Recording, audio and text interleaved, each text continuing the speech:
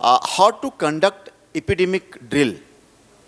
Epidemic drill, if you go to the JCA website, you will have to have patients written down, about 12 to 15 cases, and act as the patients, make case sheets of them, and then train the nursing staff how to act when there's an influx of patients of pandemic like SARI or Zika virus, people coming inside, how to really handle them, how to triage them, how to send them to the ICU, how to give color coding to them according to the seriousness of the cases, and where exactly to place these patients. Some of the hospitals have positive pressure rooms, negative pressure rooms, so we should be able to place them wherever it is required so that they'll get timely diagnosis and timely treatment. We have another question from Dr. Kamran Jaman. He's asking how frequent the surveillance should be done in hospital. It should be an ongoing surveillance. It depends on which level, whether you're doing at the OPD level or the ICU level or the ER level. It should be ongoing. It's not that you have to do it weekly once or monthly once. Of course, meetings should happen monthly once, but then surveillance should be on daily basis. And the last question from Dr. Nipa Singh. She's asking, in today's situation, should the surveillance of hospital-acquired infection be continued as before? Yeah, definitely. Hospital-acquired infections are the leading cause of mortality. So these are not sidelined. You have to follow this on a monthly basis and report it to the NABH. Yeah, thank you very much. We have another question just now came up from Dr. Dilip Kumar Misra, which is similar to the last question. How frequent we should do surveillance in a private hospital and plan for ICU and HDU? Yeah, as I said, surveillance depends from ward to ward and where exactly the area is. ER surveillance is different, OPD surveillance is different, OT surveillance is different, and ICU surveillance is different. So you have to chart out the policies and then follow it up. Thank you, ma'am. Thank you very much. So Javed asks about, are we going to have azithromycin resistance in future, since large-scale use of azithromycin we spoke about? We already have azithromycin resistance. Macrolide resistance in all respiratory pathogens is the order of the day. Be it Streptococcus pneumonia, Haemophilus influenzae, Moraxella catarrhalis, the Staphylococcus aureus, Streptococci, you look at any of the gram-positives where macrolides are generally used, you would find the ERM-mediated, the gene-mediated resistance is very, very high. So it's already there. Probably it will increase further because of its abuse in the COVID-19 pandemic. That's what I would say. My question is regarding disinfectant efficacy testing. Which method we should follow while testing disinfectant, efficacy of the disinfectant? Check. Because different hospitals follow different norms, different regulations. So some hospital says that yes, it should be tested by European norms. Few hospitals ask about pharmacopoeial testing procedure.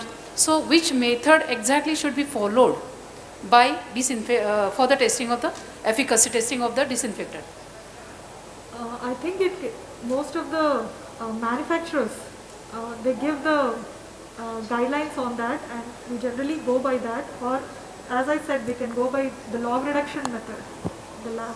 Yeah, all procedure says that yes, results are reflected in the log reduction or percent effectivity. But even though we present it in that form, still few hospitals ask about, no, we should test it by European standards. So few hospitals ask for pharmacopoeia. When we show that this is tested by European method, few hospitals ask that no, it should be by this another method. So is there any particular standard which is followed by all over India or all over worldwide? Is there any standard procedure? No. I don't think so. Because see, when we are saying S. aureus or Klebsiella pneumoniae, definitely action will be the same. Whether you are following European method or we are following Indian pharmacopoeial method or USP method, action will be the same because organism is same. After the disinfection process, you can take cultures and see how effective your cleaning process is. Yeah, we are studying interfering factor also. Like dust means we are applying on floor and then taking a swab and studying a log reduction test. log reduction or effectivity in percent. But still that result should be reflected by some European method, that is EN method. Or if you are asking about, no, you should follow USP method. If you are asking that, no, you should follow Indian pharmacopoeia method.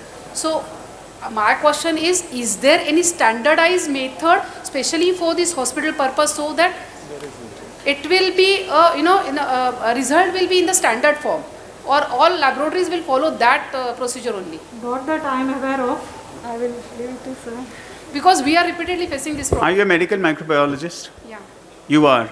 No, I am a microbiologist. I am working for one electrolyzed manufacturing, electrolyzed water manufacturing company. All right. So it's a novel product, and what endoscopy instrument which you are using, it should be clean. It's a new development. So it's basically a company. Yeah. Okay. Now, the way you look at testing disinfectants and testing certain things like biocides will be slightly different from what we are used to testing. Clinical microbiologists in a hospital would do something called as an in-use test. The in-use test is more reflective of whether your disinfectant is working in your hospital environment or not. There's something called as a Kelsey-Sykes test, there's a Walker's test, and so on. So, I mean, it's, if you, I would suggest you just go through Mackey McCartney, this thing, practice of medical microbiology. You will get in-use test. Finally, whatever you certify, whatever methodology you certify, what matters is this X disinfectant working in the hospital or not? For that, an in-use disinfectant efficacy test is what matters. Okay. The in-use test is very important. Okay. That's where we challenge the disinfectant with a broad spectrum of antibiotics, microorganisms, and then we see how much of that has really been taken care of. Okay. Can I ask second question? Yeah, sure. Nowadays, WHO and all guidelines, hospital guidelines are saying that one should use 1% sodium hypochlorite. When it is generated by some other route, at present whatever all hospitals are using are chemical route. But when there is a novel product that it is generated by electrolysis route, and it's a bio or eco-friendly product, it's a sodium hypochlorite only, or a hypochlorous acid. So it is effective against COVID at lower concentration, also even at 200 ppm. So is there any revised guideline that yes, if it is giving a very good result against COVID, even at lower concentration, can you use it in a hospital? I think it can, like the NADCC tablets. It's not the regular sodium hypochlorite, but they're available in tablets, and they have given certain guidelines like for what purpose, how many tablets, and how much of water we need to do it. And I think it is accepted. Actually, this is a electrolyzed water, means just by using salt and water, tap water, you generate a sodium hypochlorite or hypochlorous acid. That is a novel technology. Now it is getting ruled. So by that technology, when we produce as a sodium hypochlorite, it gives a effectivity against COVID-19 even at 200 ppm or 300 ppm. But still, due to guideline, all hospitals are following that 1% sodium hypochlorite. No, WHO has given guidelines that any sodium hypochlorite at a concentration of 0.5% is effective against COVID or most of the hospital acquired pathogens. But for spills, they recommend a percentage of 1%. So if it is releasing the required amount of available chlorine is there, I think any preparation, and if it is certified by appropriate agencies, it can be used. Yeah, available chlorine will be lower concentration, but effectivity will be same in log reduction and in percent reduction.